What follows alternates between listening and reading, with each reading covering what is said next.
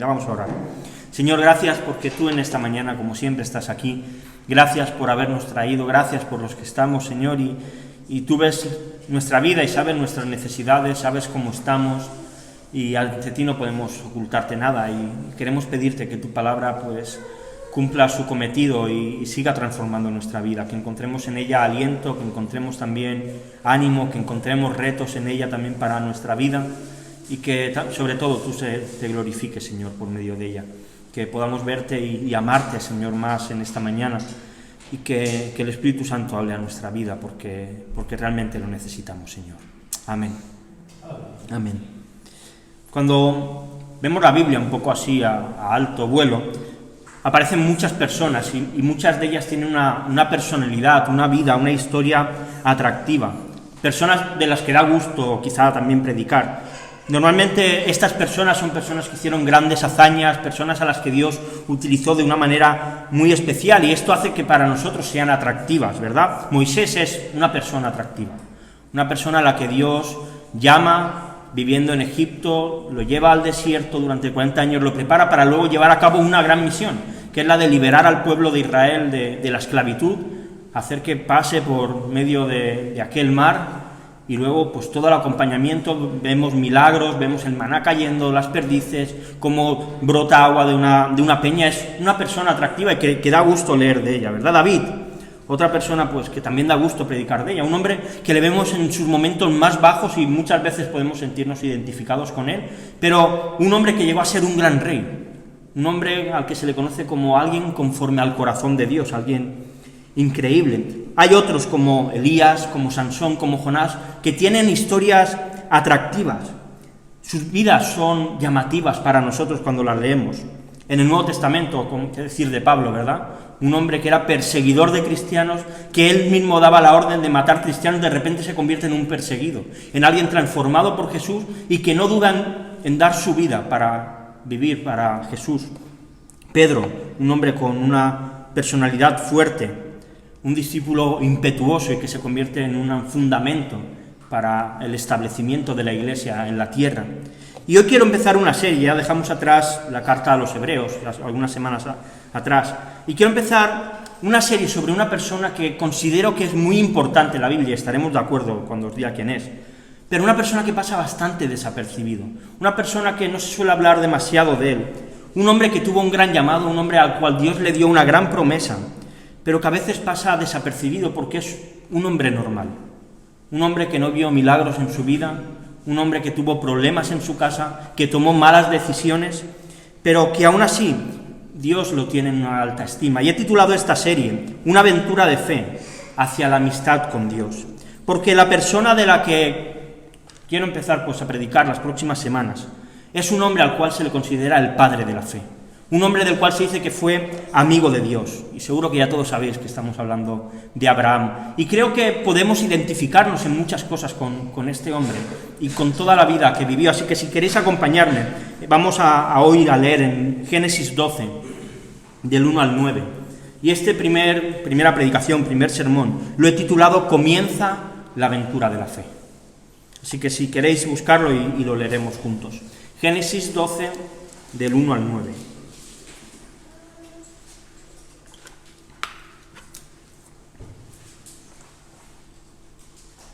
¿Sí lo tenéis?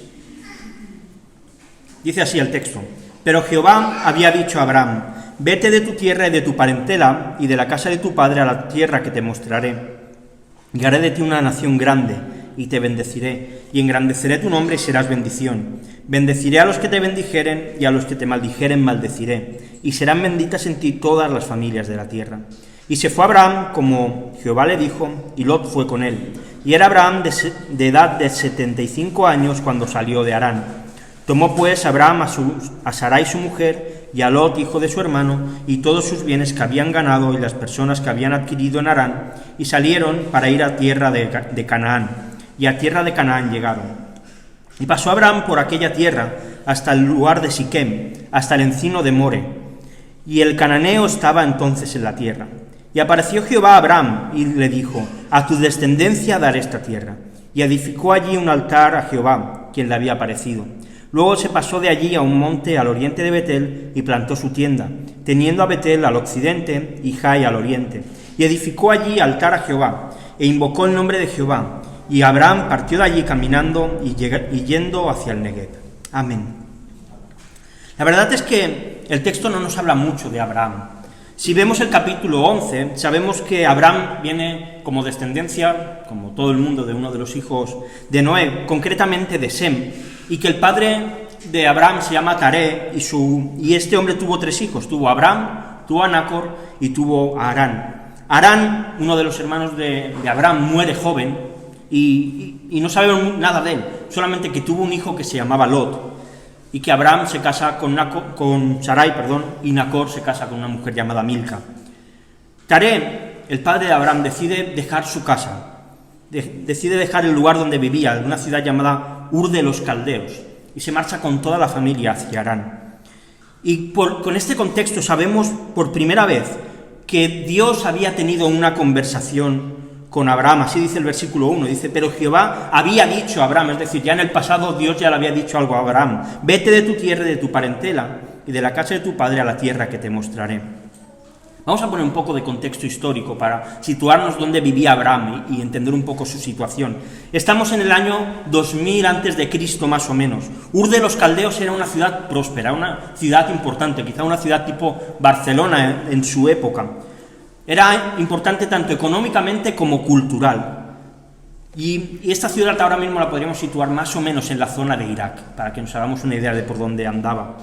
Abraham, seguramente, como las personas de su época, era un hombre religioso, un hombre que tenía algunos dioses en su casa o cerca de ellos. El nombre de Abraham significa el padre es exaltado, así que seguramente había alguna figura familiar a la cual toda la familia adoraba, algún tipo de dios de la época. Abraham no era un judío. Vemos a Abraham ya con el final de la historia, que la sabemos entera, pero Abraham en este momento no era un judío.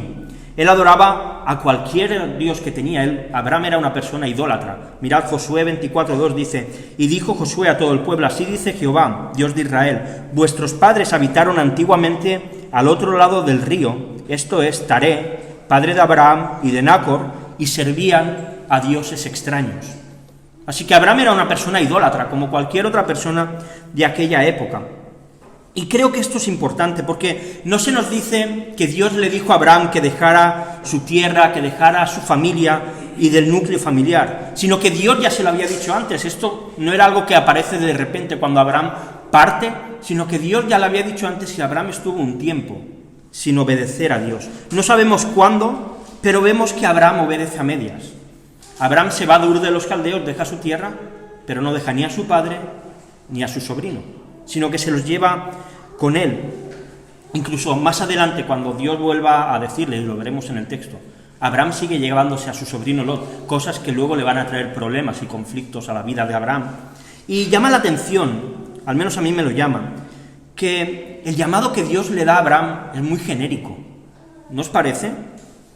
No sabemos exactamente cómo se le aparece Dios a Abraham, si fue una voz, si se le apareció un ángel, no sabemos cómo fue, pero Dios le da una orden a Abraham. Le dice: tienes que irte, pero no le dice a dónde.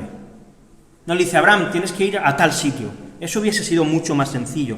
Solamente le dice: tienes que partir de tu casa, tienes que dejar a tu familia e irte. Y ya llegará el momento de saber el destino.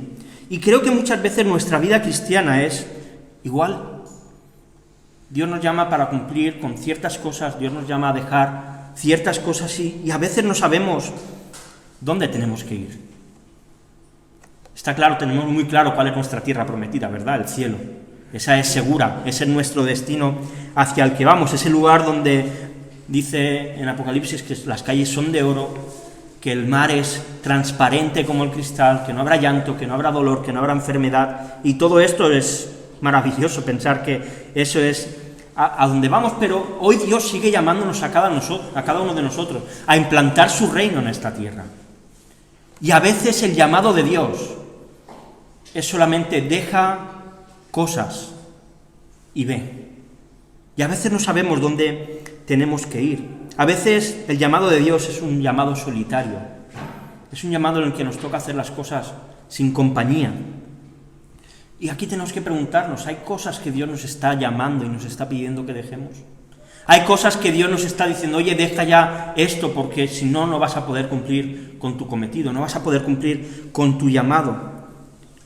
Hay cosas en nuestra vida que está impidiendo que la santidad que deberíamos tener sea algo real. Hay algo que está haciendo que nuestra luz sea menor en medio de donde vivimos, de nuestra casa, de nuestro trabajo, de nuestro vecindario. Quizá no sepamos qué es lo que Dios espera de nosotros en esta tierra. Quizá Dios no nos ha mandado un objetivo específico para cumplir. Pero si Dios está pidiendo que dejes cosas, y estas cosas sí que las sabemos cuando Dios nos las pide, tenemos que dejarlas. Tenemos que abandonarlas, tenemos que no atarnos a esas cosas, porque quizá es el primer paso para prepararnos para aquello que Dios quiere que hagamos. Pero lo primero que Dios le dijo a Abraham es, deja tu familia, deja tu casa, deja tu parentela y vete. Y a veces Dios nos pide precisamente eso, deja lo que sea, cada uno sabemos las conversaciones que tenemos con Dios, y entonces prepárate. El llamado de Abraham era difícil, porque Dios le estaba pidiendo a Abraham que abandonara aquellas cosas que a él le daban identidad, la familia, su tierra, es decir, su nacionalidad, el sitio donde había estado viviendo 75 años. No es que tuviese 20 años y Dios le dijese, 75 años. Él estaba sentado en aquella ciudad. Él tenía sus negocios, vemos que se nos dice el texto que tenía personas a su cargo, seguramente tenía esclavos, tenía propiedades, animales, y se lo dice para que se vaya a un sitio que no sabe dónde es, a un sitio desconocido. Pero Dios le da una promesa verdaderamente atractiva.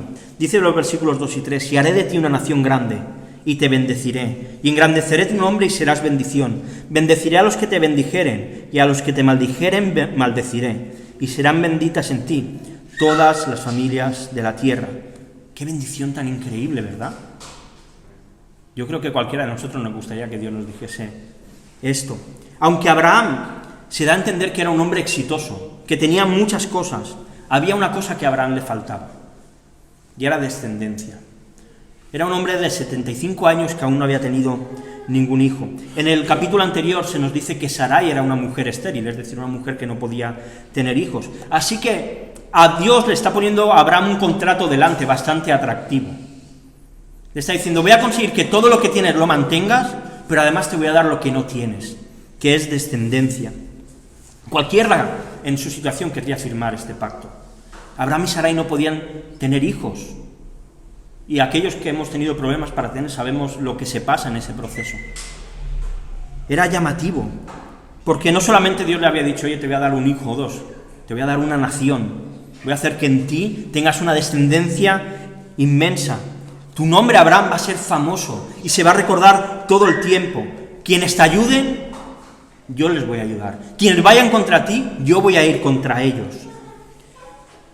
Qué maravillosa promesa la que Dios le da, y es una promesa incondicional. Esto no era, Abraham, si tú haces esto, yo voy a hacer. Dios le estaba diciendo, esto que yo te digo va a pasar, puedes estar seguro. Y claro, nosotros vemos esto desde, como he dicho antes, ¿no?, desde una perspectiva futura, sabiendo todo lo que ha pasado en la vida de Abraham. Sabemos que al final se acaba cumpliendo. Vemos como esta promesa quizá no se cumplió como Abraham esperaba. Seguramente Abraham esperaba que todo ocurriese más rápido. Abraham tuvo 2 hijos solamente, Isaac e Ismael, uno dentro de su matrimonio y otro fuera del matrimonio. No parece que tuviese, ¿verdad?, una gran descendencia. Isaac luego tuvo a Jacob, y a partir de ahí Dios iba a crear una gran nación llamada Israel, una nación a la cual Dios iba a bendecir de una manera grande y extraordinaria, siempre que ellos andaran en la ley que Dios les iba a dar. Pero esta no es la gran bendición que Dios le estaba dando a Abraham, aunque Abraham no lo sabía. Había una mucho más grande, y es que su familia iba a ser bendición para todas las naciones de la tierra. Y esto se cumple en Jesús. Jesús es la gran promesa que Dios le estaba dando a Abraham. Por medio de él, nosotros íbamos a poder encontrar la salvación. Por medio de que Abraham obedeció a Dios, es que nosotros podemos encontrarnos con Jesús. Pero, ¿sabéis algo? No solo esto, nosotros hemos recibido la misma promesa que Dios le dio a Abraham. Mirad Mateo 28, del 18 al 20. Y Jesús se acercó y les habló diciendo, toda potestad me es dada en el cielo y en la tierra. Por tanto, id y haced discípulos a todas las naciones, bautizándolos en el nombre del Padre, y del Hijo, y del Espíritu Santo, enseñándoles que guarden todas las cosas que os he mandado. Y he aquí, yo estoy con vosotros todos los días, hasta el fin del mundo. Amén. Jesús, antes de irse al cielo, le dice a sus discípulos lo mismo que yo le prometí a Abraham, que iba a tener una gran descendencia. Os estoy dando a vosotros la potestad para que podáis tener también una gran descendencia espiritual. Dios nos da la oportunidad de tener hijos espirituales. Obviamente le pertenecen a Él, pero por medio de la predicación del Evangelio. Estamos llamados a ser bendición a cada persona que nos rodea. Y de dos maneras. Primero, ayudándoles en todo lo que necesiten, mostrando misericordia, mostrando amor. Y segundo, predicando el Evangelio. De la misma manera que nuestra vida cambió cuando nos encontramos con Jesús, porque alguien nos habló, porque alguien nos predicó. Hoy nosotros tenemos la oportunidad, bajo la autoridad de Jesús, de ir a otros y darle el mejor mensaje que pueden recibir. No hay ningún mensaje más bonito que el mensaje de Jesús, muriendo y resucitando para darnos vida. No hay ningún mensaje mayor que necesite la gente que nos rodea, que saber que Jesús les ama a pesar de que son pecadores y que Él murió por ellos, por sus pecados. Así que no nos callemos, porque este mensaje viene con autoridad divina. No viene de lo bien que nosotros hablemos, viene con la autoridad de Jesús. Toda potestad me es dado en el cielo y en la tierra. Así que id y predicad el Evangelio. Igual que Dios llamó a Abraham y le dijo, en ti voy a bendecir a todas las naciones, Dios nos llama a nosotros y nos dice, por vosotros voy a bendecir a todos los que os rodean por medio del Evangelio. Abraham recibe su llamado y vamos a ver cómo Abraham obedece a Dios. Versículo 4 nos narra cuál es la salida de su tierra. Dice, y se fue Abraham como Jehová le dijo, y Lot fue con él. Y era Abraham de edad de 75 años cuando salió de Harán. Abraham definitivamente decide obedecer a Dios y a sus 75 años se marcha de Harán. Lo que Abraham hace creo que es algo digno de alabar, es algo de reconocer. Abraham, estás haciendo un buen trabajo.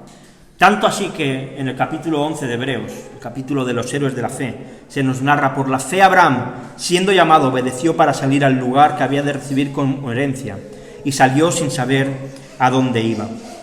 La verdad es que la edad de Abraham, ¿verdad?, nos puede parecer una persona mayor, 75 años, pero teniendo en cuenta que él vivió 175 años, seguramente en aquel momento su estado físico no era el de una persona de 75 años actual, seguramente sería como una persona de 40 a 45 años, estaría aún en un momento físico bien. Pero Abraham no obedece una vez más al completo lo que Dios le dice.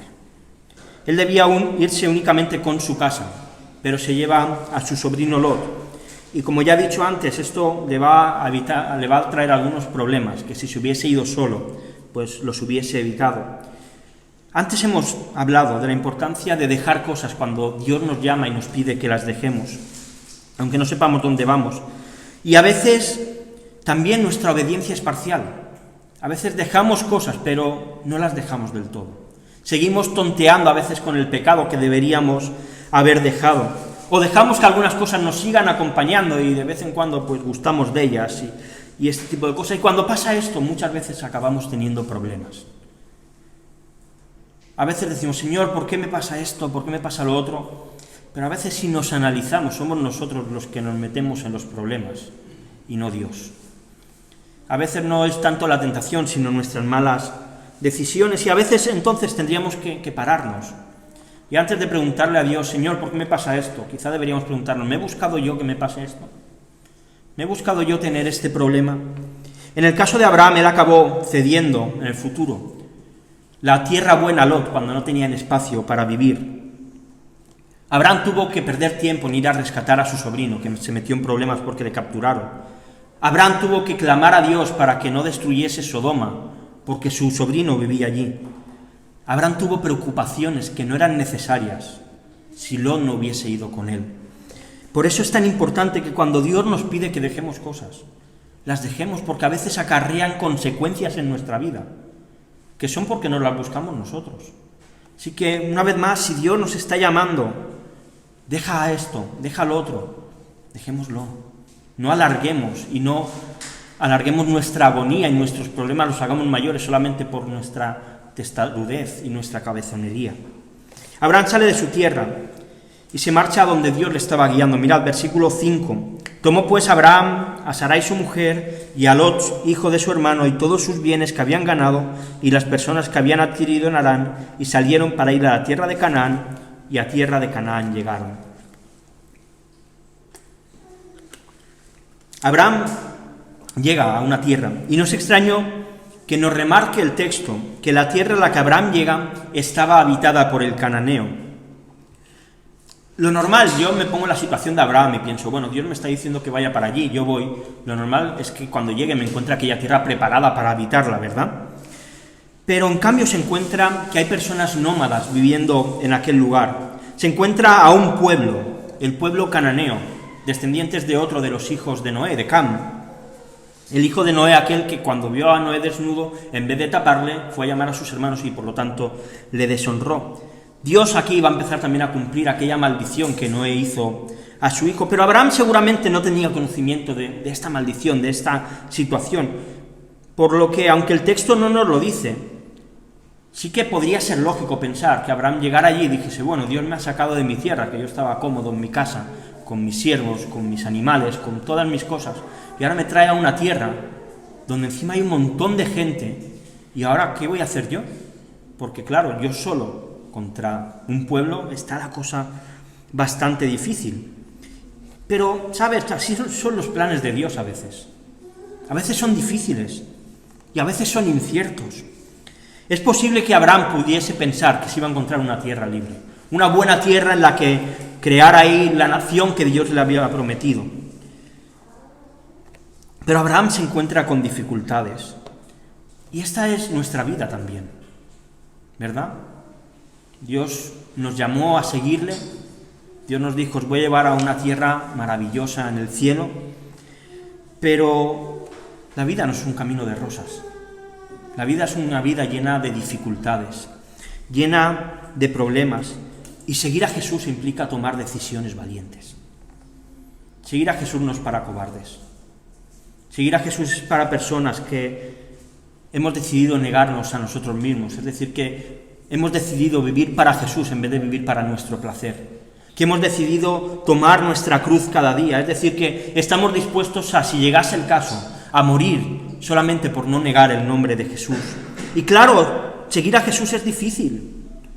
Hay muchos adversarios esperándonos, hay muchos enemigos que quieren tumbarnos y quieren derrotarnos, hay muchos pecados que quieren hacernos caer y tirarnos al suelo.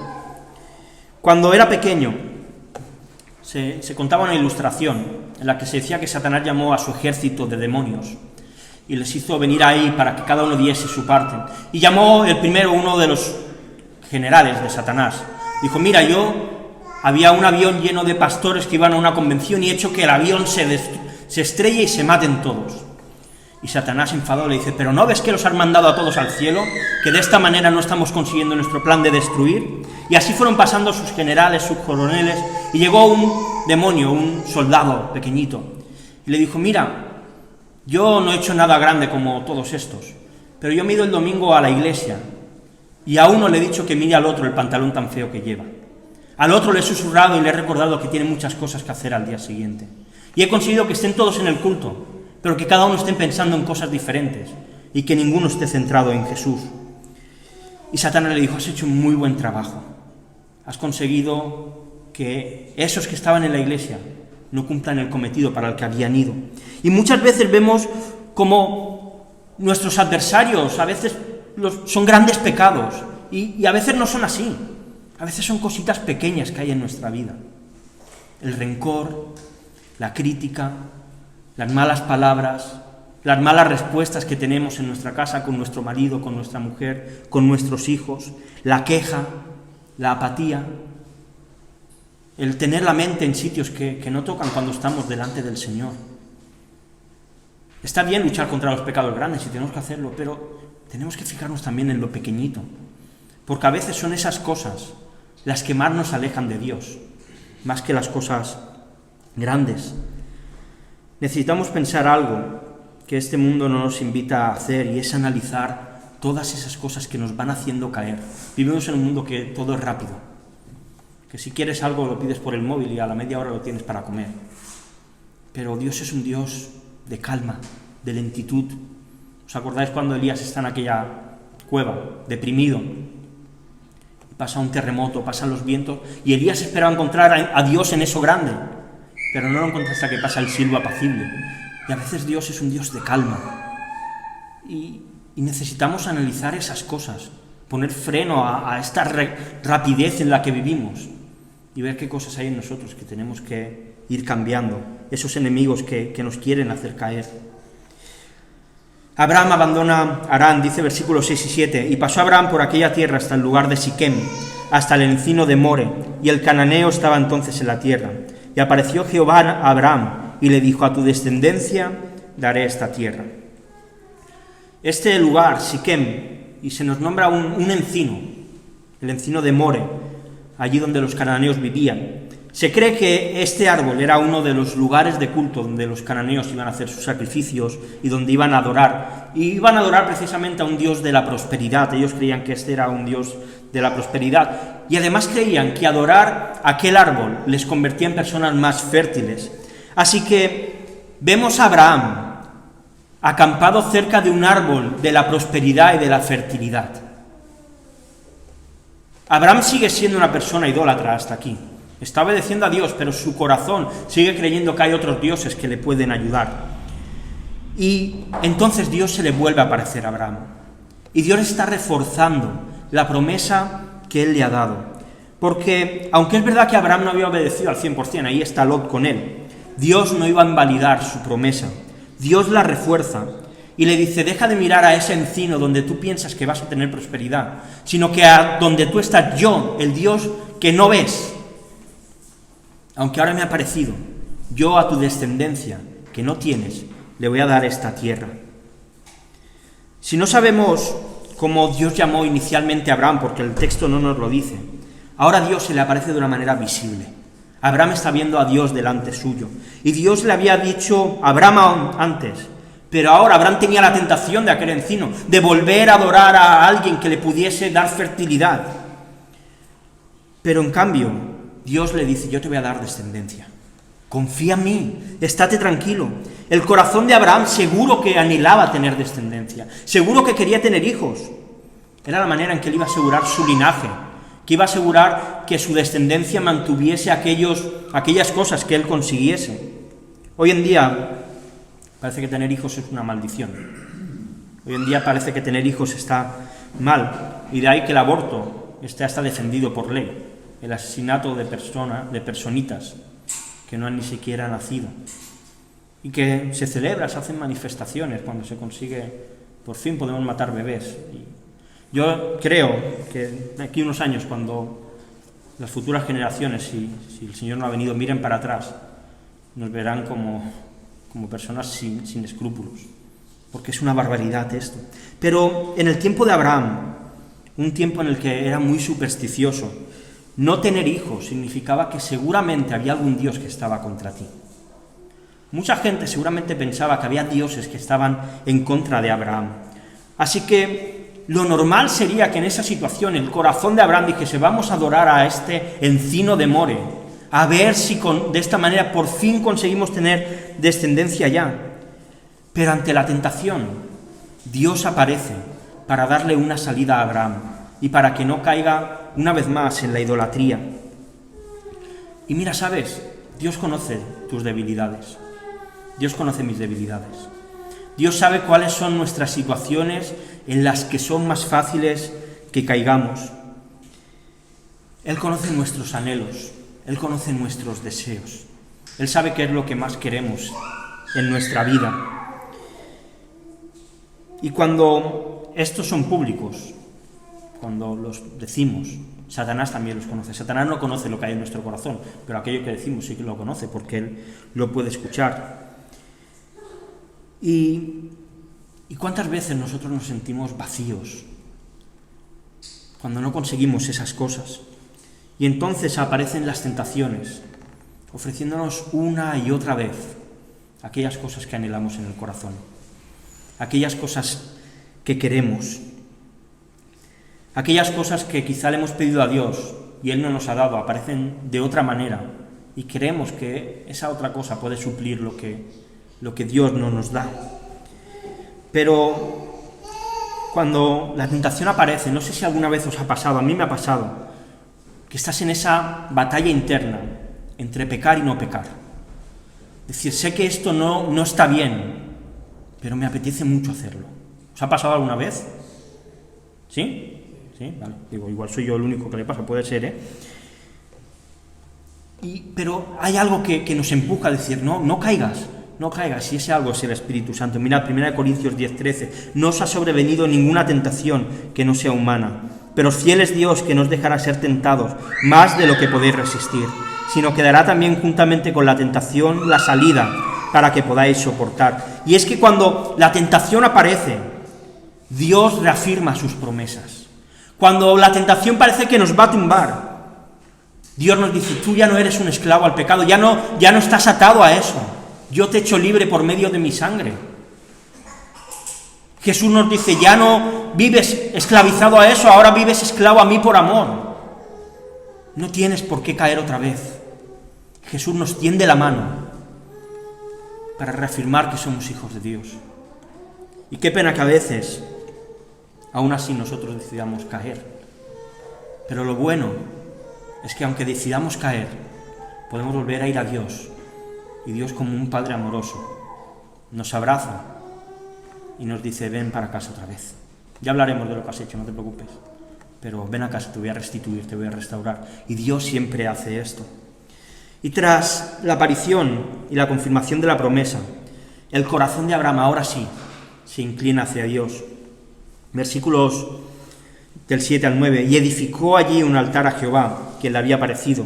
Luego se pasó de allí a un monte al oriente de Betel, y plantó su tienda, teniendo a Betel al occidente y a Jai al oriente. Y edificó allí altar a Jehová, e invocó el nombre de Jehová. Abraham partió de allí, caminando y yendo hacia el Negev. Hasta aquí Abraham era un convencido de la promesa que Dios le había dado.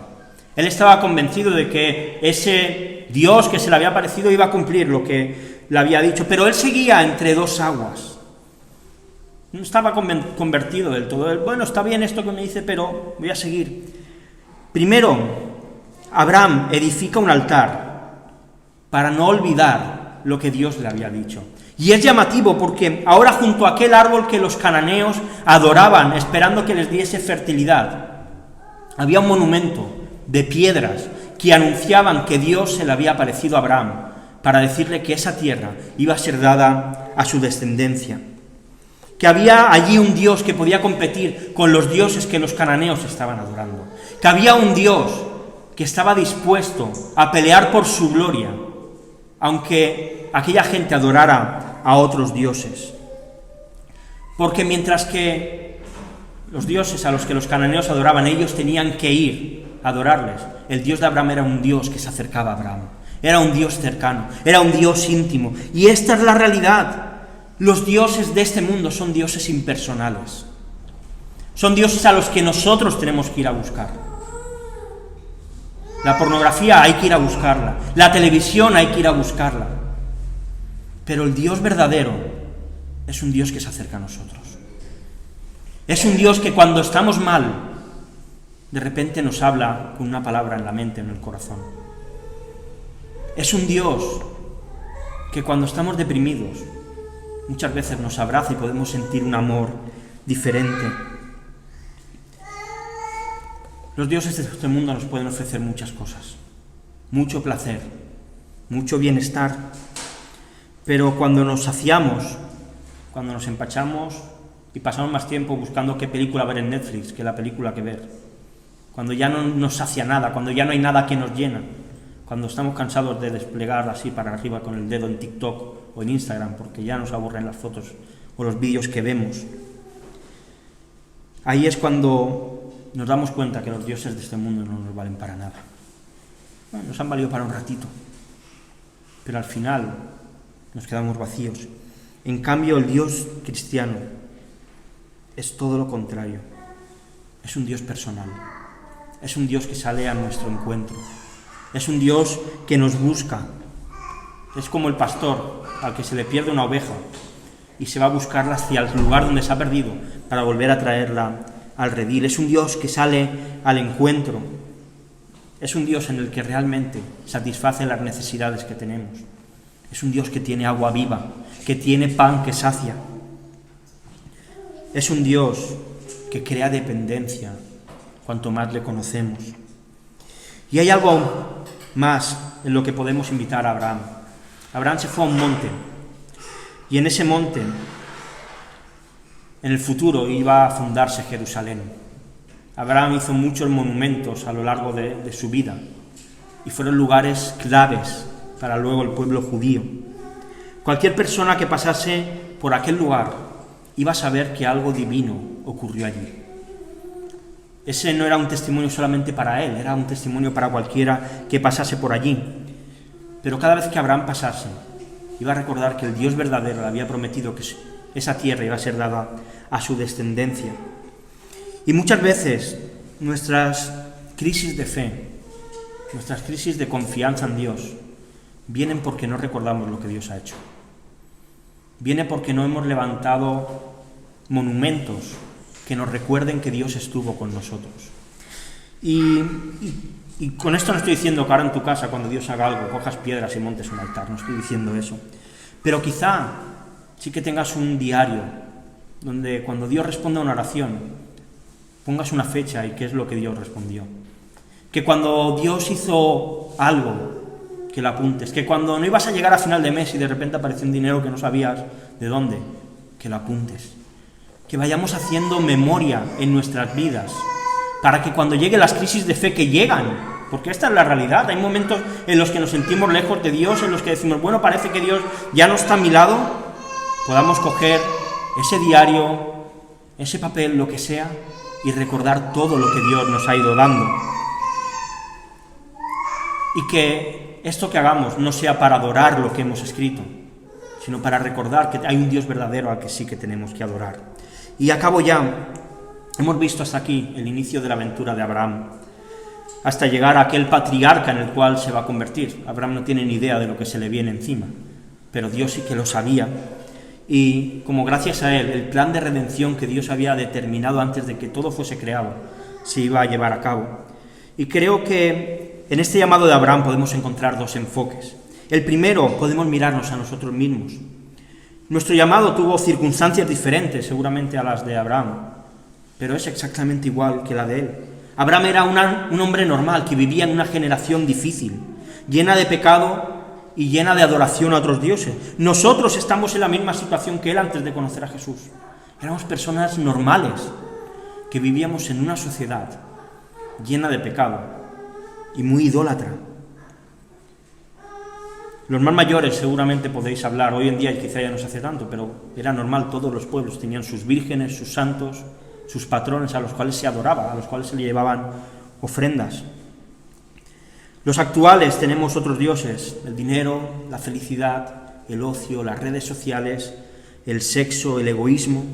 Estábamos igual que Abraham, pero Dios nos escogió, Dios nos llamó y nos dijo que debíamos abandonar todas aquellas cosas que nos ataban, todos aquellos pecados que nos alejaban de Él, todas aquellas cosas que nos daban identidad, para que nuestra identidad ahora la pongamos totalmente en Él, para empezar una aventura, porque sí, estamos en una aventura hacia la tierra prometida, hacia la Jerusalén celestial, hacia el cielo.